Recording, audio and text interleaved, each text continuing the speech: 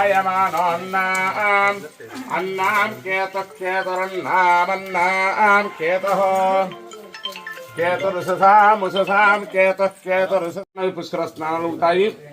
ఈ సంవత్సరం 4 తూముల వర్షము 2 తూములు గాలి కలిగి ఉండను.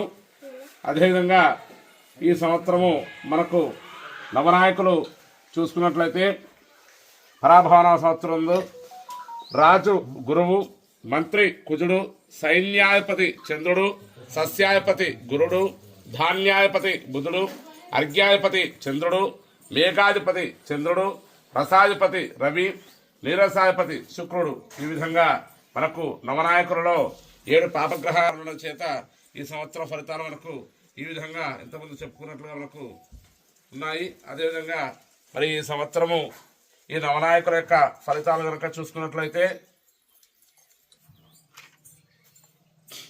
గురువు రాజు కావడం చేత ఈ సంవత్సరము గురుడు రాజాంచో బ్రాహ్మణులు కర్మల యందు నిష్ట కలిగి ధర్మ మార్గాన్ని అనుసరిస్తారు. రాజులు సత్ప్రవణతో మంచి పాలన అందించి నీతివంతులు అవుతారు. రాజులంటే ఎక్కడి నుండి రాజులు అనేటువంటి వారు రారు, మన గ్రామాన్ని పాలించేటువంటి వారు. అదేవిధంగా ఊరుకు పెద్దగా ఎవరైతే మనకు ప్రవర్తిస్తారో వారు ఈ